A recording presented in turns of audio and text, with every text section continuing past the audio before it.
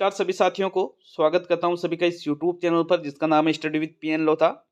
साथियों, REET mains exam 2023 के लिए शैक्षिक परिदृश्य और तकनीकी का पेपर नंबर 27 आज आपके लिए लेकर आया हूं। देखिएगा, टोटल 600 प्रश्नों की ये सीरीज चल रही है। टोटल यहाँ पर 30 टेस्ट हैं और प्रत्येक टेस्ट में 20 प्रश्न हैं, तो 30 इंटू 20 मतलब टोटल 600 प्रश्न ये हो रहे हैं। और आज का पेपर नंबर 27 है ये। मतलब इसके बाद शैक्षिक परिदृश्य की जो ये सीरीज चला रखी है, इसके 3 टेस्ट और बचेंगे साथियों। ये जो पेपर है लेवल 1 के लिए, लेवल 2 के लिए बेहद ही उपयोगी है। और जो आपके एग्जाम होने वाला है 25 से 28 फरवरी 2023 के बीच में, साथियों इस पेपर के लिए बहुत ही उपयोगी प्रश्न है ये। टोटल यहाँ पर 20 की जगह मैंने 21 प्रश्न रखे हैं। प्रत्येक प्रश्न 1 नंबर का है और अगर आप प्रश्न को गलत करते हो तो 1/3 नंबर आपके कम किए जाएंगे। शुरू करेंगे साथियों आज के इस वीडियो को। पहला प्रश्न देखते हैं। प्रश्न संख्या 1 में क्या है? राष्ट्रीय पोषाहार कार्यक्रम को मूल रूप से प्रारंभ कब किया गया? कब किया गया? 12 अगस्त 1995 को, 1 अप्रैल 2008 को, 2 जुलाई 2018 को और 1 मई 2020 को। तो प्रश्न संख्या 1 में राष्ट्रीय पोषाहार कार्यक्रम की बात की जा रही है। मूल रूप से साथियों इसको कब प्रारंभ किया गया था? 12 अगस्त 1995 को। कब प्रारंभ किया गया था इसको? 12 अगस्त 1995 को। विकल्प नंबर आपका 1 सही है। देखिए, विद्यालय में बच्चों के ठहराव के लिए, बच्चों का नामांकन बढ़े, इसके लिए ये जो कार्यक्रम है इसकी शुरुआत की गई थी साथियों। कब? 12 अगस्त 1995 को। और इसकी शुरुआत में मतलब प्रारंभ में ये कक्षा 1 से 5 के लिए ही था। बाद में 2007-8 के लगभग इसको कक्षा 6 से 8 के लिए भी लागू कर दिया गया था। और वर्तमान में ये जो कार्यक्रम है एमडीएम वाला, ये कक्षा 1 से 8 तक के बच्चों के लिए चलता है विद्यालयों में, जो गवर्नमेंट विद्यालय है उनमें। तो विकल्प नंबर आपका 1 सही है प्रश्न संख्या 1 में। प्रश्न संख्या 2 की ओर बढ़ेंगे साथियों। दूसरा प्रश्न देखेंगे। आज का ये वैसे सेकंड वीडियो है। आज का जो फर्स्ट वीडियो है दिनांक 18/12/2022 का। साथियों इसका फर्स्ट वीडियो मैंने सुबह 7:30 बजे के लगभग राजस्थान का इतिहास गोल्डन पेपर नंबर 8 अपलोड कर दिया था यूट्यूब पर। तो आज ये दोनों वीडियो कंप्लीट हो रहे हैं, ठीक है ना।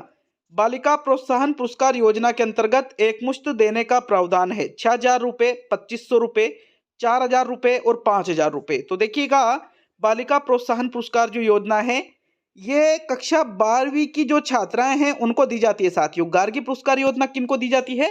गार्गी पुरस्कार योजना में कक्षा 10वीं की जो बालिका है वो सम्मिलित होती है। और बालिका प्रोत्साहन पुरस्कार योजना में कक्षा 12वीं की जो छात्राएं हैं, 12वीं पास जब वो कर लेती है तो जो पात्रता है यदि उसको हासिल करती है तो उनको एक साथ 5,000 रुपये का भुगतान किया जाता है। मतलब 5,000 रुपये उनको एक साथ दिए जाते हैं। फोर्थ विकल्प आपके दूसरे प्रश्न का सही उत्तर है। अगर हम बात करें बालिका प्रोत्साहन पुरस्कार योजना की, तो ये योजना शुरू की गई थी 2008-9 में। कब आरंभ की गई थी साथियों इस योजना को कब शुरू किया गया?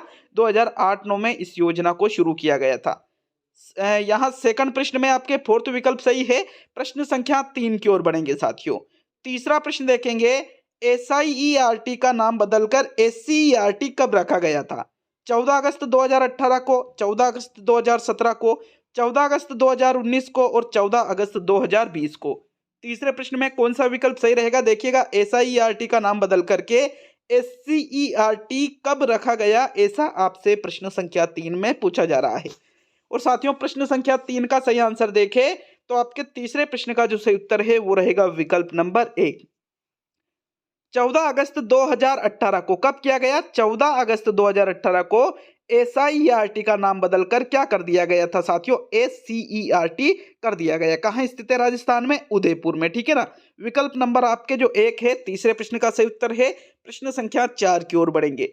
चौथा प्रश्न देखेंगे। सूचना में आप सभी को दे दूं कि जो study with PN Lodha application है उस पर 149 वाला जो कोर्स है, इस पर मैंने जो level 1 plus level 2 only Hindi subject और लेवल 1 सभी के लिए साथियों हिंदी का पेपर नंबर जो 14 है, जैसे आपके कुछ टॉपिक है, जैसे यौगिक शब्द है, रूढ़ शब्द है, योग रूढ़ शब्द है, एकार्थी शब्द है, इनसे साथियों, इनसे एकल शब्द या एकार्थी शब्द, इनसे पेपर नंबर 14 टोटल 40 प्रश्नों का जो टेस्ट है वो अपलोड कर दिया गया है। और आज जो आपके टेस्ट आएंगे तो लेवल 2 जो आपके SST वाले हैं, मौर्य साम्राज्य है उसका पार्ट नंबर 2 जिसके टोटल बहुत ही शानदार 25 प्रश्न आपके लिए 149 वाले कोर्स में अपलोड कर दिए जाएंगे। तो ऐप को डाउनलोड नहीं कर रखा है तो डाउनलोड लिंक मैंने कमेंट बॉक्स में दे रखा है, वहां से डाउनलोड कर सकते हो ऐप को, या फिर प्ले स्टोर पे जाकर भी ऐप को डाउनलोड करके कोर्स को ज्वाइन कर सकते हो। दोनों लेवल के लिए जो कोर्स है मात्र 149 रुपये में उपलब्ध है, जिसमें अभी तक 160 के आसपास टेस्ट अपलोड किए जा चुके हैं ऑलरेडी। अगर आप अभी ज्वाइन करते हो तो ये पिछले सभी टेस्ट आपको उपलब्ध हो जाएंगे। देखिए प्रश्न नंबर 4 है, आपकी बेटी योजना के अंतर्गत कक्षा 9वीं से 12वीं तक पात्र अध्ययन बालिकाओं को प्रतिवर्ष राशि प्रदान की जाती है। 1500 रुपये, 7500 रुपये, 2500 रुपये और 4500 रुपये। तो प्रश्न संख्या 4 का बताओ कौन सा विकल्प सही लग रहा है आपको। देखो एक योजना है जिसका नाम है आपकी बेटी योजना। इस योजना के अंतर्गत जो कक्षा 9वीं से 12वीं तक जो पात्र अध्ययन बालिकाएं हैं, ठीक है ना, पात्र होना चाहिए, और साथियों वो इस कक्षा के बीच में पढ़ रही है 9वीं से 12वीं तक, तो उनको प्रतिवर्ष 2500 रुपये प्रदान किए जाते हैं। कितने प्रदान किए जाते हैं इस योजना के अंतर्गत? 2500 रुपये प्रदान किए जाते हैं। थर्ड विकल्प आपके चौथे प्रश्न का सही आंसर है।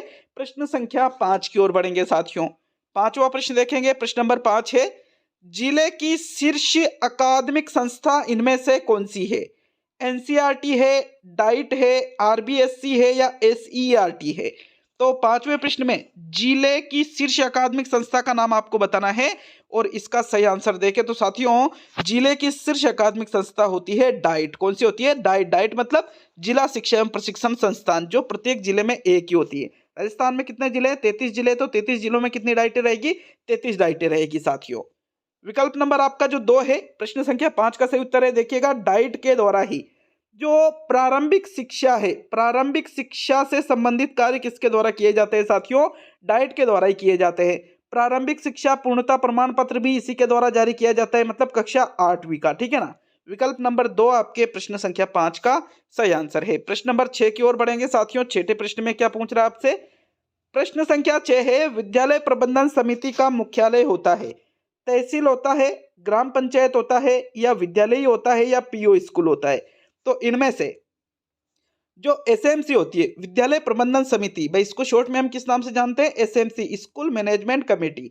इसके मुख्यालय की बात की जा रही है और साथियों इसका मुख्यालय जो है ये वही विद्यालय होता है जिस विद्यालय में विद्यालय प्रबंधन समिति गठित है, ठीक है ना।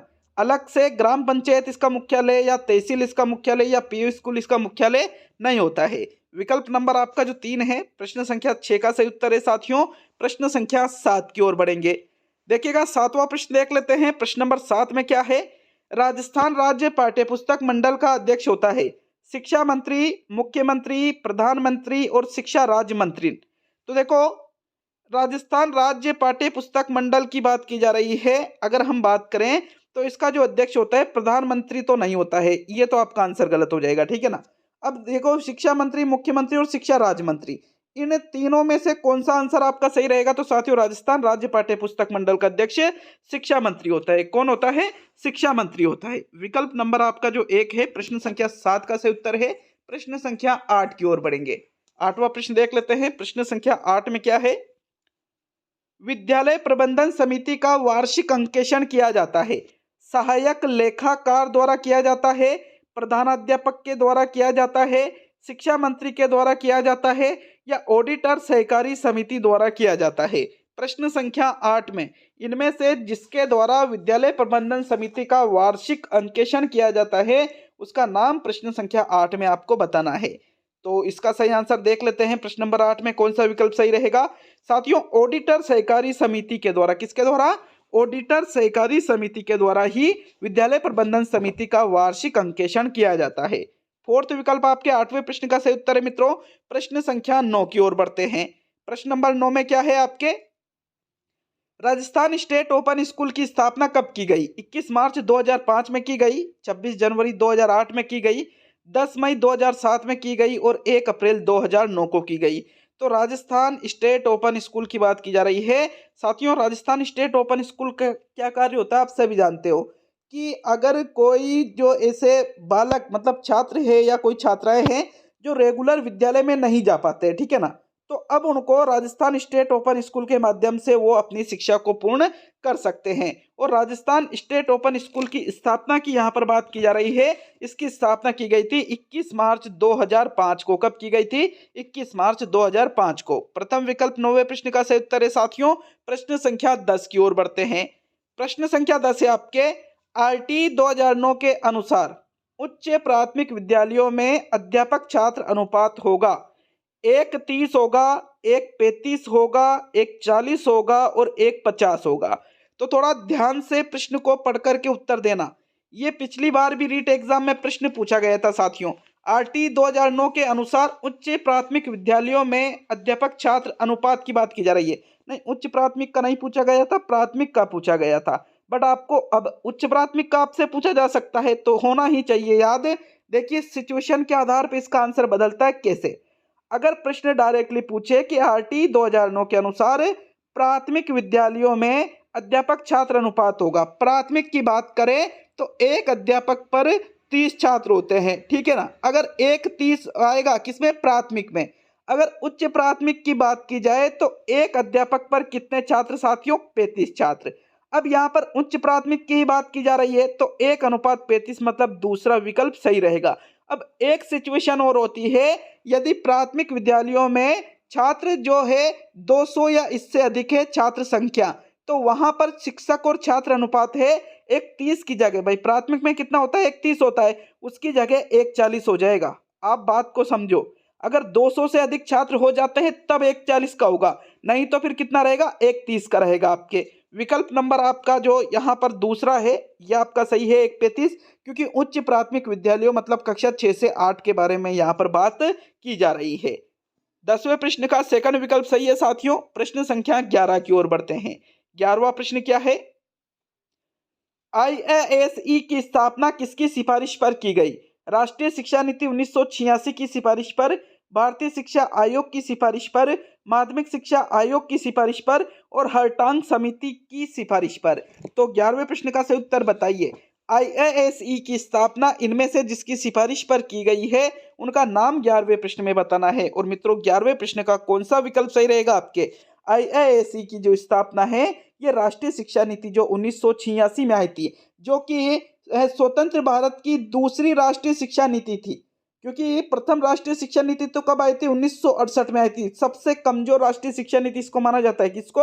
1968 वाली को, क्योंकि इसके कुछ सालों बाद मतलब 1986 में साथियों दूसरी राष्ट्रीय शिक्षा नीति आ गई थी और इसी के सिफारिश पर आईएएसई की स्थापना की गई थी। तो आपके कौन सा विकल्प सही हुआ? फिर 11वें प्रश्न में विकल्प नंबर आपका 1 सही हुआ साथियों।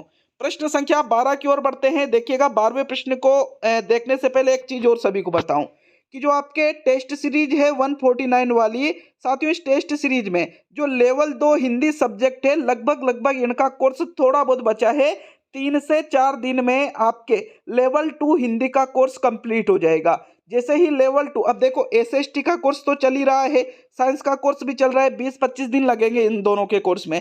अब यहाँ पर लेवल 2 का जो हिंदी का कोर्स पूरा होगा तो इसके बाद में आपके जो राजस्थान जीके हैं, जिसमें आपके चाहे बात करें भूगोल की, राजस्थान का जो भूगोल है, राजस्थान का जो इतिहास है, राजस्थान की जो कला संस्कृति है, तो साथियों कला संस्कृति इतिहास और भूगोल तीनों से मिलाकर के मेगा टेस्ट रोजाना आयोजित किए जाएंगे जैसे ही हिंदी का जो कोर्स पूरा होता है तीनों से। ऐसा नहीं है कि भाई कला संस्कृति का सिर्फ कला संस्कृति का ही टेस्ट है उसमें, या सिर्फ इतिहास का ही है, या सिर्फ भूगोल का है।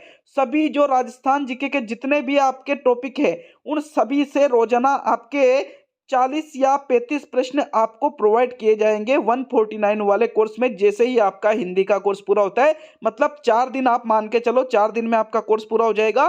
तो उसके बाद में आपके राजस्थान जीके का जो है ये 30 टेस्टों की सीरीज चलाई जाएगी, जिसमें प्रत्येक जो टेस्ट है कम से कम आप यूं मानिए 1000 बहुत इंपॉर्टेंट प्रश्न आप उन टेस्टों में रेगुलर करने वाले हो। बाकी सब्जेक्ट के टेस्ट तो चलेंगे ही चलेंगे। तो देखो प्रश्न संख्या 12 को देख लेते हैं। आरटीई की कौन सी धारा के तहत सरकारी अध्यापक निजी शिक्षण प्रक्रिया में भाग नहीं लेगा? धारा 26, धारा 27, धारा 28 और 29। तो इनमें से जो धारा ये कहती है कि एक जो गवर्नमेंट टीचर होता है ये निजी शिक्षण प्रक्रिया में भाग नहीं लेगा, ये किस धारा में इसका उल्लेख किया गया है? 12वें प्रश्न का सही उत्तर कौन सा रहेगा साथियों? ये देखिएगा, जो सरकारी अध्यापक है ये निजी शिक्षण प्रक्रिया में भाग नहीं लेगा, इसका उल्लेख धारा नंबर 28 धारा 28 में किया गया है। विकल्प नंबर आपका जो 3 है साथियों, 12वें प्रश्न का बिल्कुल सही उत्तर है। प्रश्न संख्या 13 की ओर बढ़ते हैं। देखिएगा 13वें प्रश्न को, प्रश्न नंबर 13 में क्या है आपके, शिक्षावाणी में प्राथमिक वर्ग के लिए मीना की कहानी का प्रसारण कितने समय तक होता है? 20 मिनट तक होता है, 10 मिनट तक होता है, 15 मिनट तक होता है या 5 मिनट तक होता है? तो देखो, शिक्षावाणी की बात की जा रही है, एक रेडियो शैक्षिक कार्यक्रम है ये, ठीक है ना, रेडियो शैक्षिक कार्यक्रम है शिक्षावाणी। इसमें साथियों प्राथमिक वर्ग की बात की जा रही है, मीना की कहानी का प्रसारण समय पूछा जा रहा है। तो मीना की कहानी का जो प्रसारण समय होता है वो होता है 15 मिनट का। कितने मिनट का होता है? 15 मिनट का। विकल्प नंबर जो 3 है आपके प्रश्न संख्या 13 का सही आंसर है साथियों। प्रश्न संख्या 14 की ओर बढ़ते हैं। देखते हैं आपके प्रश्न नंबर 14 में क्या है। प्रश्न नंबर 14 को अच्छे से देखना भाई। एनईपी 2020 के संबंध में असत्य कथन है, मतलब जो राष्ट्रीय शिक्षा नीति 2020 है इसके बारे में आपको असत्य कथन का चुनाव करना है। पहला कथन कह रहा है कि मानव संसाधन विकास मंत्रालय का नाम बदलकर शिक्षा मंत्रालय कर दिया गया। दूसरा कथन कह रहा है कि राष्ट्रीय शिक्षा नीति 2020 का उद्देश्य है भारत को एक वैश्विक ज्ञान महाशक्ति बनाना। तीसरा कथन कह रहा है 10+2 की जगह 5+3+4+3 प्रणाली अपनाई गई। और चौथा कथन कह रहा है उच्च शिक्षा में 2 वर्ष की पढ़ाई में डिप्लोमा दिया जाएगा। तो प्रश्न नंबर 14 का सही उत्तर बताइए। जो कथन आपको यहाँ पर एनईपी 2020 के संबंध में असत्य लग रहा है उसका चुनाव करना है। और साथियों सही आंसर देखें तो कौन सा विकल्प सही रहेगा? आपके विकल्प नंबर 3, क्योंकि यह कह रहा है कि 10+2 की जगह 5+3+4+3 की प्रणाली अपनाई गई, जो गलत है। इसमें 5+3+3+4 की प्रणाली अपनाई गई है, ये गलत दे रखा है इसमें। तो आपके प्रश्न नंबर 14 में तीसरा विकल्प सही रहेगा। बाकी इसमें मानव संसाधन विकास मंत्रालय का नाम बदल कर क्या कर दिया? शिक्षा मंत्रालय। और इसका उद्देश्य क्या है एनईपी 2020 का? भारत को एक वैश्विक ज्ञान महाशक्ति बनाना। तो पहला भी सत्य, दूसरा भी सत्य, तीसरा सत्य। और उच्च शिक्षा में 2 वर्ष की पढ़ाई में डिप्लोमा दिया जाएगा। पहले क्या होता था, अगर कोई भी हम डिग्री कर रहे हैं, कोई भी मतलब किसी भी चीज से संबंधित, बीच में पढ़ाई छोड़ देते तो उसका कुछ मतलब नहीं निकलता था। लेकिन अब एनईपी 2020 में क्या किया जाएगा, यदि आप 1 वर्ष की पढ़ाई करके पढ़ाई छोड़ देते हो तो उस चीज का आपको सर्टिफिकेट दिया जाएगा। 2 वर्ष की पढ़ाई करके छोड़ देते हो तो डिप्लोमा दिया जाएगा। 3 या 4 वर्ष की पढ़ाई पूरी करते हो तो आपको फिर डिग्री दी जाएगी। मतलब उसका एक निश्चित तरीका इन्होंने बना लिया, जो कि सबसे शानदार है साथियों इसका। तो यहाँ आपके ओनली तीसरा ही विकल्प 14वें प्रश्न का सही आंसर है। प्रश्न संख्या 15 की ओर बढ़ते हैं। देखिएगा प्रश्न नंबर 15 को, राजस्थान शिक्षा दर्शन कार्यक्रम का प्रारंभ कब किया गया? 31 मई 2022, 1 मई 2021, 1 जुलाई 2019 और 1 जून 2020। 15वें प्रश्न में सही उत्तर बताइए मित्रों। प्रश्न संख्या 15 में कब से राजस्थान शिक्षा दर्शन कार्यक्रम का प्रारंभ किया गया? सही आंसर देख लेते हैं प्रश्न नंबर 15 का। तो इसका सही उत्तर है 1 जून 2020 को। कब से किया गया? 1 जून 2020 से ही राजस्थान शिक्षा दर्शन कार्यक्रम, जो कि एक दूरदर्शन शैक्षिक कार्यक्रम है, विकल्प नंबर 4 सही है। 1 जून 2020 को इसका आरंभ किया गया था। फोर्थ विकल्प आपके प्रश्न 15 का सही उत्तर है। प्रश्न नंबर 16 की ओर बढ़ते हैं। देखते हैं 16वें प्रश्न को। प्रश्न नंबर 16 में क्या है? दीक्षा ऐप किसकी तरफ से तैयार किया गया? मानव संसाधन विकास मंत्रालय की तरफ से, सूचना व तकनीकी मंत्रालय की तरफ से, समाज कल्याण बोर्ड की तरफ से या खुला विश्वविद्यालय की तरफ से? तो 16वें प्रश्न का सही उत्तर बताइए। दीक्षा ऐप किसकी तरफ से तैयार किया गया था? साथियों प्रश्न नंबर 16 में आंसर देख लेते हैं कौन सा विकल्प सही रहेगा। तो इसका सही आंसर है साथियों आपके विकल्प नंबर 1। दीक्षा ऐप जो है ये मानव संसाधन विकास मंत्रालय की तरफ से तैयार किया गया। किसकी तरफ से तैयार किया गया? मानव संसाधन विकास मंत्रालय की तरफ से। विकल्प नंबर आपका जो 1 है 16वें प्रश्न का सही उत्तर होगा मित्रों। प्रश्न संख्या 17 की ओर बढ़ते हैं। देखते हैं आपके प्रश्न नंबर 17 को। प्रश्न नंबर 17 में क्या है? राजस्थान में जिला स्तर पर राइस दीक्षा पोर्टल के प्रभारी अधिकारी है। देखो बात की जा रही है जिला स्तर पर। कौन से स्तर पर? जिला स्तर पर। जो राइस दीक्षा है इस पोर्टल का प्रभारी कौन होता है जिला स्तर पर? जिला शिक्षा अधिकारी माध्यमिक होता है, जिला शिक्षा अधिकारी प्रारंभिक होता है, अतिरिक्त जिला शिक्षा अधिकारी शैक्षिक, या मुख्य जिला शिक्षा अधिकारी? तो इनमें से 17वें प्रश्न का सही उत्तर बताइए।